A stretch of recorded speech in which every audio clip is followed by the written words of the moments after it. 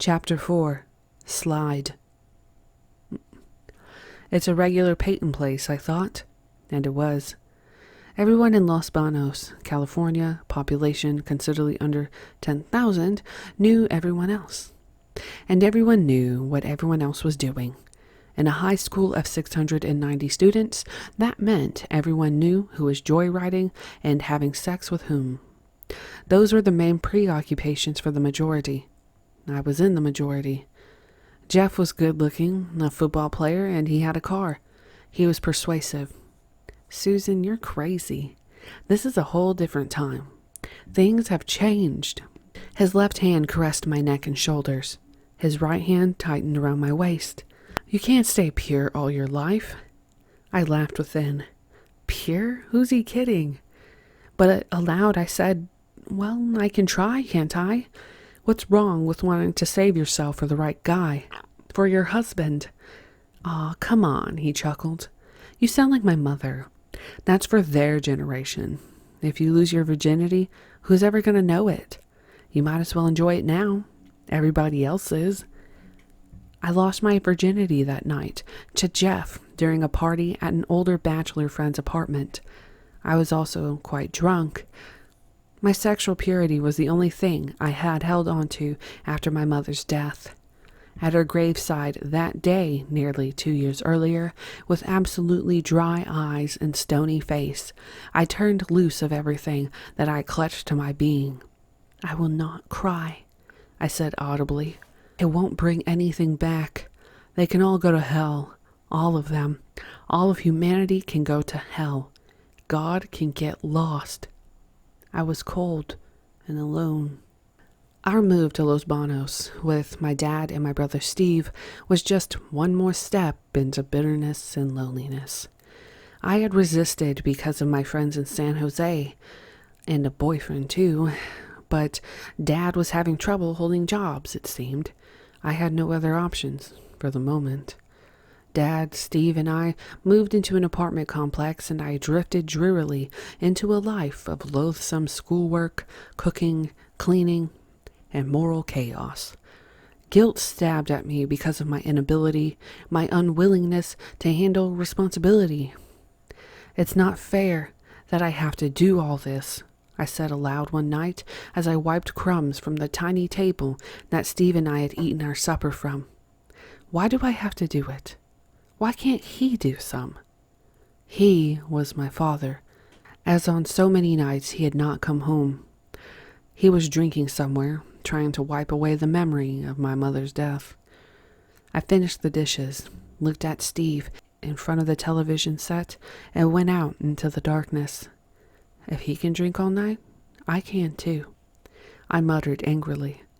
On the sidewalk in front of the A&W root beer stand, 3 of the guys and 2 girls were ready to go anywhere. So off we went. After a while of purposeless driving, I asked to be let off on the outskirts of the town, where the bars were. For the next several hours, I hopped from one bar to another, anywhere I could charm the bartenders into serving me. Dad never went to the outskirts. He would never catch me. I hated liquor, but I learned to force it down for the sake of a good time. Sweet drinks when possible, grasshoppers, screwdrivers, stingers. It was better than being alone. I had got my first strong taste of the lush life even before that, the summer after my mother died. Bitter, angry, and rude, I had agreed to go to stay with Aunt Ethel and Uncle Bob down in Whittier in the hope that I might find a new spark of life. Kindness flowed in Aunt Ethel's home, but I twisted it into opportunities for wild parties and the first steps toward alcoholism, which seemed to plague my family. The famous Southern California beaches weren't far away, and they were loaded with boys and girls. The bartenders were easy prey for my conning talents and ability to look older than I was. It was my junior year in high school. Things seemed out of control. I had taken a job at the International House of Pancakes in Los Banos. Good work, one of the best jobs available to women in that town at the time. It helped fend off the deterioration at home, but added another strain to my overstretched life. My homeroom teacher handed me a note one day. It was an instruction to see the dean of women that afternoon. "Susan," Mrs. Edgeworth said, "I want to talk to you about your future." I sat stonily, unblinking. "We have spoken to you about your schoolwork. It's getting worse and worse." I maintained silence, looking just below her eyes to make her think I was staring her down. "And now?" she went on. "It looks as though you'll have to repeat your junior year next year." "What else is new?" I heard my voice speaking inside of me. "You're nuts if you think I'm coming back here." But aloud I said, "Quite frankly, Mrs. Edgeworth, I don't plan to be back next year." She raised her eyebrows and pursed her lips. I went on. "You see, I'll be 18 before school starts next fall, and I'm going to leave school to take a job." It was her turn to be stony. Several seconds passed in silence. "You're making a serious mistake, Susan. You'll regret it all your life." For the first time, I smiled, bitterly, arrogantly. "I know things have been hard for you this year," she continued. "I know you've been under a heavy load, but to quit now is all wrong.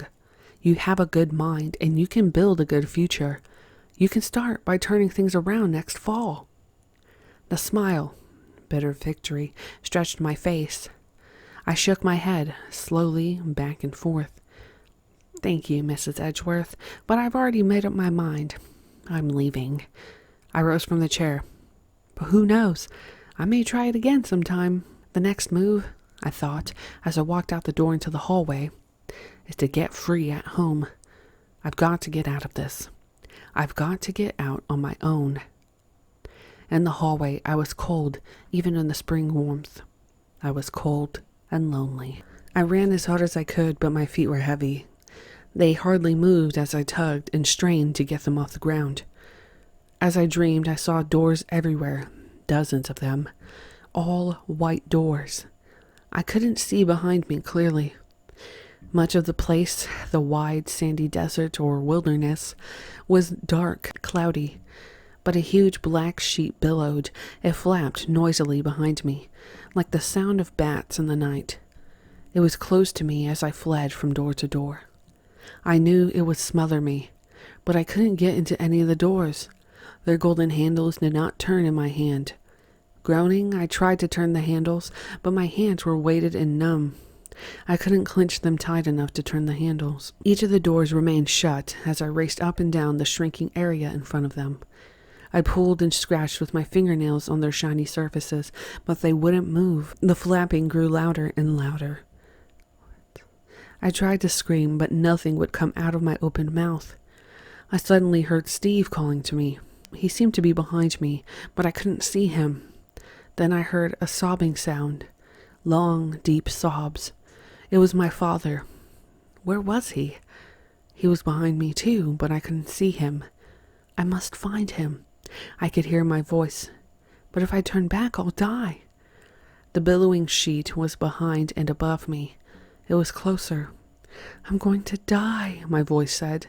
I could feel the billowing sheet. I swung quickly to look at it.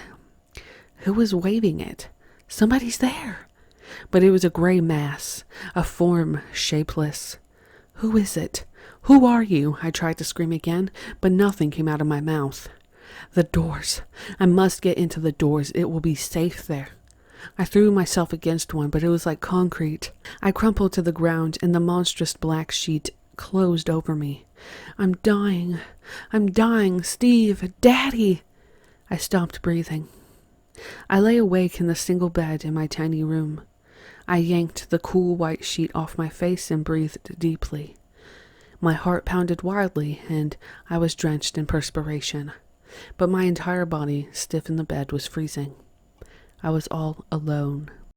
Late in the summer, I moved out of the apartment and into a room in the home of a little old lady. The rent was cheap and close to my work at the pancake house. In 3 weeks, I turned 18, quit my job, and headed for San Jose, back to the city and freedom. Steve would be okay for the time being. Dad could drink all he wanted to, and who cared? So could I, and who cared? Chapter 5. San Francisco. Night after night, for 7 weeks, I returned to the tiny apartment. Most of my conversation was with the 2 gay men who operated the building. Sam was nice, good-looking, but conversation was all he was interested in. I couldn't entice him. Joel was too effeminate.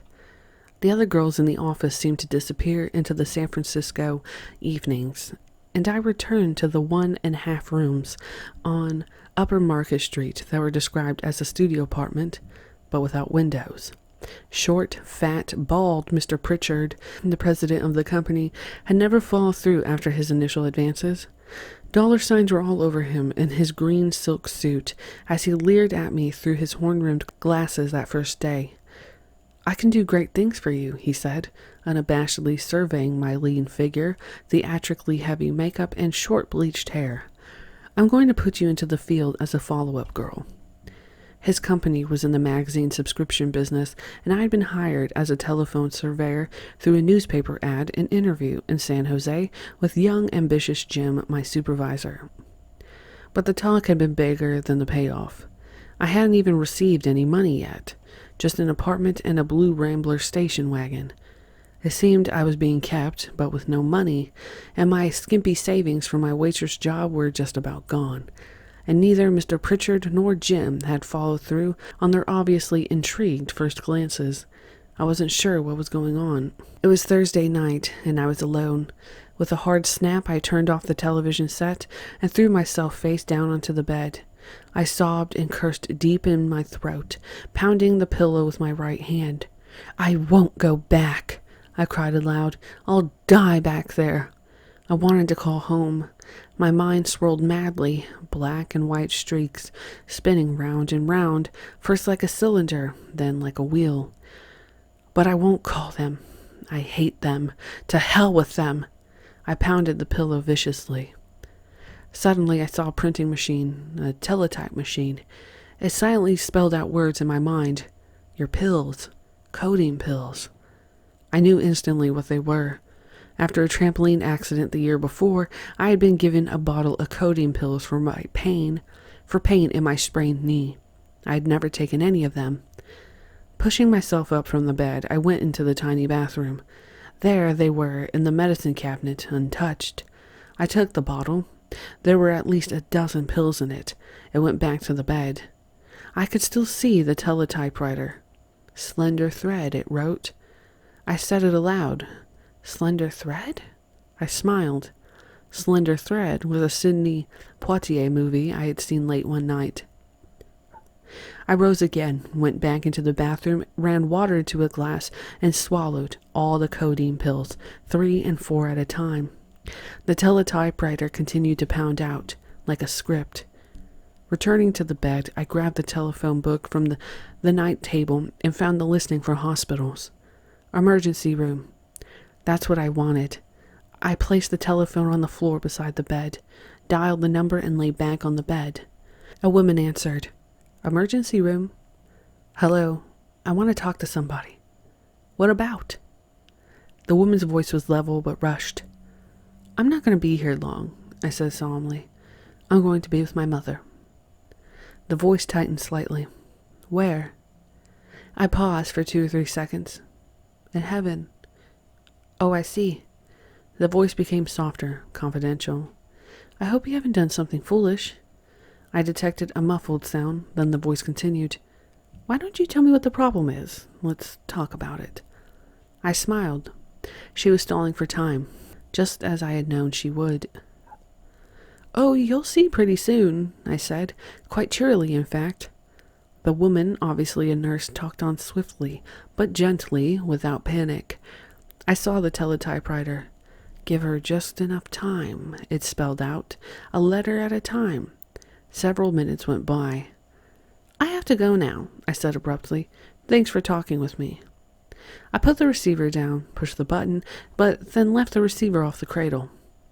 Forcing myself up from the bed with some difficulty, I fastened the chain lock on the door, but left the door ajar. The chain could be snapped. I smiled at the deadly melodrama I was playing out. I rummaged through my chest of drawers and pulled out the old white Bible. It was scuffed and turning gray. The hole through revelation was as ugly as ever. I withdrew the picture of my mother that was tucked inside and returned to the bed, sprawled, face up. My arms and legs felt removed, no longer part of me. My head seemed hollow. I put the Bible under one arm and the picture under the other and closed my eyes. The teletypewriter was gone. What if they don't come? I thought frantically.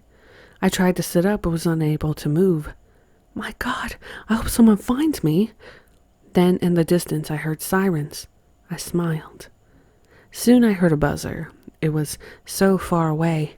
It must have been the basement flat. Then there were excited voices, shouts. A fireman burst into the room. I forced my eyes open momentarily. My God, a man shouted. It's just a kid. Everything became jumbled. Somebody yanked on my arms, pulling me to a sitting position. Then he put his arms around my waist and jerked me to my feet. His face was close to mine. Then he reached up and slapped me. It hurt. He slapped me again. Come on, walk, he said. You can walk, young lady, now walk. He dragged me across the floor. Walk, damn it. Back and forth we went.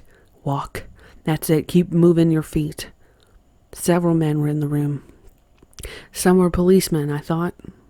We walked and walked back and forth without stopping. Several minutes went by. Suddenly someone took hold of my chin and held my head up. This is coffee now, he said. Drink it. It was scalding. I know it's hot, he said, but drink it. Don't horse around.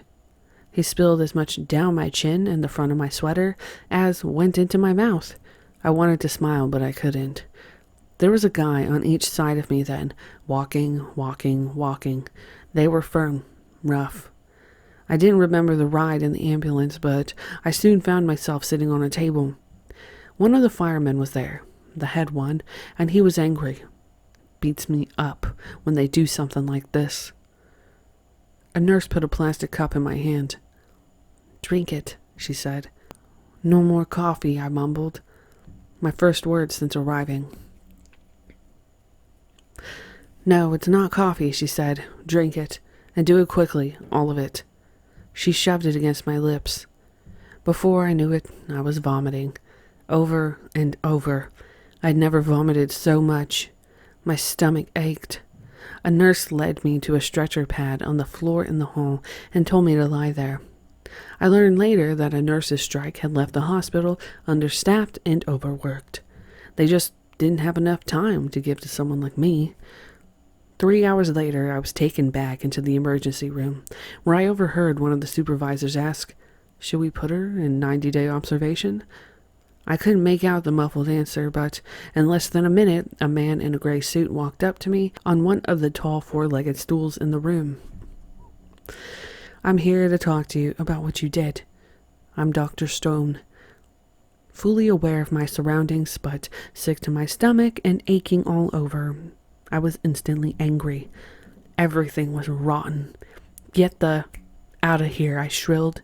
I don't need any psychiatrist to tell me what's wrong. I just want to go home. And this is a note from me reading the story that this part of the book and I guess general swears seem to be bleeped out.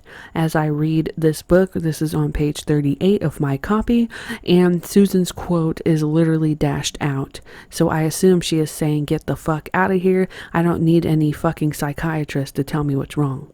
This is me just guessing, but since this is bleeped out, I will just not say anything, I guess, when these quotes come up. Anyway, he left. And 10 minutes later, a nurse supervisor, a gentle woman, came up to me. Who can we call to help you? Call my boss, I said. He'll come and get me. Back at the apartment, Jim, my supervisor, was making scraping noises in the tiny alcove that was called a kitchen. He turned around with a smile on his face and moved like a tightrope walker toward me with a bowl of steaming chicken soup. I lay on the bed with both pillows piled behind me and slowly spooned the soup into my mouth. He sat in a chair 3 feet from me and periodically reached toward me with a paper napkin. The soup kept dripping onto my chin. I was like a little kid to him, I was sure. Finally, he asked the question he'd been wanting to ask. Why did you do it? There was a long silence as I pressed the napkin to my lips. I was lonely, I guess. This apartment is a box. I feel all cut off. Well, we can fix that, he said. We'll get you something else. In a few minutes he left, standing at the door and looking pitifully toward me. I was a mess. If you need anything, call me. And don't go anywhere tonight. The next morning, Jim took me to a second-floor apartment in a building next to our office building. I stood in the door and looked at the big living room. It was fine, spacious and loaded with windows, but it had no furniture. All I had were my clothes and a mattress. Well, I said with a shrug, I can always use boxes. At least it's not a chicken coop like the other one. Late that afternoon, after having wrestled the big mattress out of the first-floor apartment and into the back of the Rambler wagon, I stood on the sidewalk in front of my new building. I can't get that mattress up 2 flights of stairs, I said to myself. I stood on the curb and looked to the right and to the left. 2 doors to the left was a bar. Maybe there's some help in there, I smiled. I went into the dark, long room, stopping just inside the door as my eyes adjusted to the change in the light. A half-dozen men were seated on the bar stools. I put my hand on the door jamb and leaned rather dramatically against it. Is there a man here who'd like to help me carry my mattress upstairs? Everyone swung around to look at me. A smile was on each face, and some began to laugh aloud. I refused to let it faze me and maintained a big, knowing smile for several seconds. 2 men, one a big blonde guy, got up and said, Sure, we'll help you. Where is it? I led them to the car, and they easily carried the 3/4 mattress up to the empty apartment, flopping it onto the floor and turning to me. I gave them my biggest smile. Thanks. Is that all? The smaller one said with a leer. I stared right back at him. Yes, that's all. My voice was even but sharp. Thanks. They both laughed and went out. When I went down to the street to get my clothes, a suitcase and a medium-sized cardboard box, the big blonde guy was standing by the car. Hello again, he said. I'm Bill. Can I help you with the other things? He seemed genuinely interested in helping me, and he was good-looking. Sure, I said, and he carried the box as I walked ahead with the suitcase. Since you're new around here, he said easily, why don't I take you out to dinner tonight and show you around? Sounds like a good idea to me, I said. There's not much here but 4 bare walls right now. We ended up in his apartment. His gentleness and easy strength were just what I needed. We made love that night.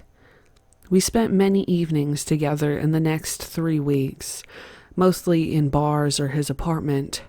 With him, I seemed to be able to at least get my head above water. But twice during that period, I fell back into great loneliness and depression and had to be taken home by 2 considerate bartenders. I became so drunk that I couldn't walk. At other times, I boarded a streetcar and rode up and down the streets of the city, watching the people and fantasizing about their worlds. One night, I sat at the bar near my apartment and saw Bill's friend, the one who had helped with the mattress, stagger through the door. He stood weaving for several seconds and came over to me. He was very drunk. Hi, Tony. Where's Bill? He looked at me, then at the floor. He's dead. I knew he was serious. The muscles in my face froze. What do you mean? How can he be dead? I was just with him night before last. Despite his drunkenness, Tony spoke clearly but slowly. He went up into the mountains with 2 other guys, climbing. My hands shook. I was suddenly very cold. Bill fell and was killed. He started to sob softly. My body was rigid, and my jaw muscles were tight. Crying's not gonna bring back the dead, Tony. I know. I got very drunk that night. I don't know how I got home. My next affair began with an automobile accident. The Rambler wagon stalled on the streetcar tracks in heavy traffic, and before I could get out, it was struck on the driver's side by a streetcar and pushed 75 feet along the street. The impact knocked the passenger door open and threw me halfway out of it. I was dazed. A police car and an ambulance quickly arrived, and people were running around in several directions. I sat half in and half out of the car, my dress riding high on my thighs. I didn't bother to lower it. Let them look, I thought. The ambulance medic obviously looked and helped me out of the car. I seemed okay, but he said, "You better get checked out at the hospital. There might be something wrong that you don't know about." So for the second time in less than a month, I was on my way to an emergency room. This one in a small clinic. An intern pulled and poked for a couple of minutes and pronounced me unhurt. As I left the room, the young medic was waiting. "Let me take you home," he said. "Okay," I responded. "If you're sure you want to." Among other things, I convinced him as we drove to my place that I was 22 years old and quite sophisticated. Meanwhile, I was nervous about the company car.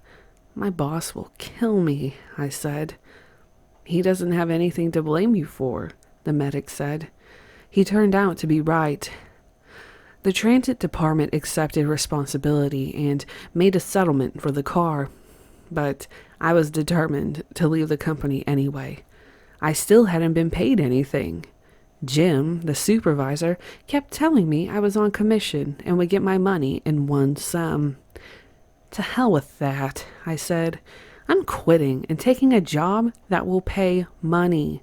The medic, who is growing romantically serious about me, introduced me to a friend who recommended me for a waitress's job at a corner coffee shop. Things were complicated with the medic. He was too straight, too clean for my tastes, but he opened the way for me to support myself. Tips were good for a girl who knew how to smile and walk right. I had to move out of the apartment and into a seedy old hotel that had all the earmarks of Skid Row.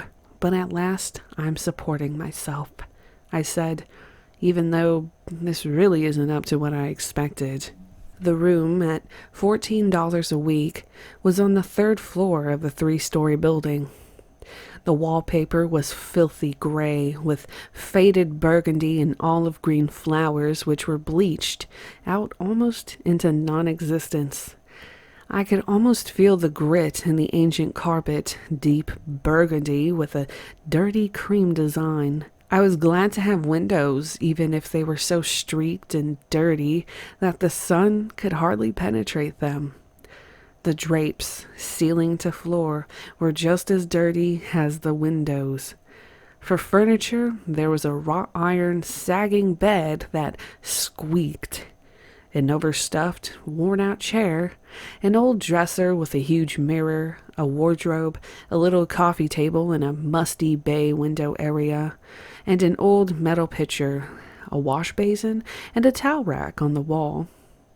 The bathroom was at the end of the hall, to be shared with the old women and men living out their lives, often in drunkenness. I seemed to fit in well with them. One night, about 7:30, there was a knock at my door. I opened it, and a huge burly man in a gray suit was standing there. His neck bulged over his shirt collar, and his tie was pulled into a tight knot, like a piece of string. He was a private detective. "Your brother Michael has hired me to track you down, Miss Atkins. He wants me to bring you home." Fear caused my skin to tighten. "My family has found me!" I shrieked to myself. Aloud, I said calmly, squinting my eyes into hardness, "Tell him to go to hell." I started to shut the door, but the man showed no sign of moving. I opened it wide again and looked him straight in the eyes. And you get the hell out of here too, or I'll call the cops and have you locked in jail. Get lost. I closed the door, turned the key loudly, and went to the middle of the room, clasping my hands around myself.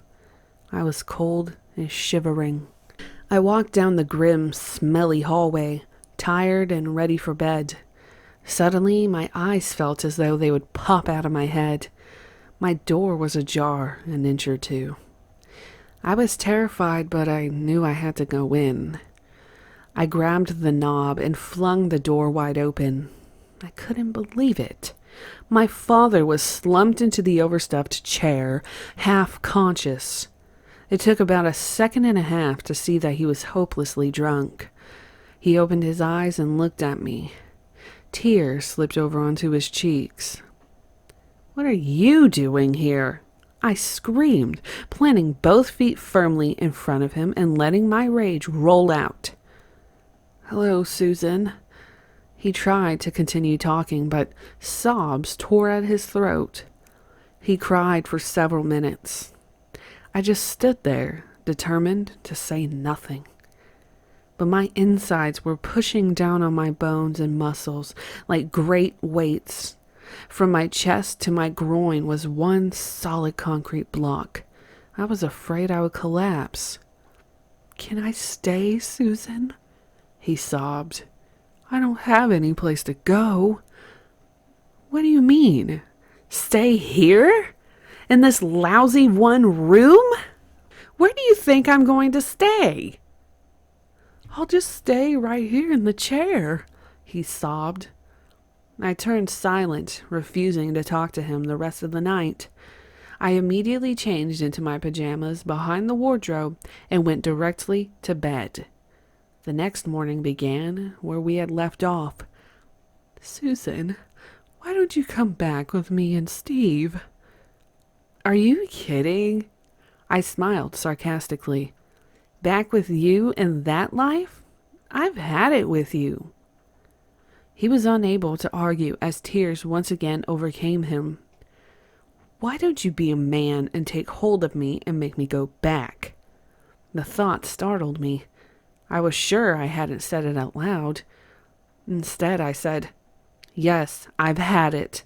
I'm out on my own and it's going to stay that way. And I don't want you and that stinking detective bothering me anymore. Do you understand?"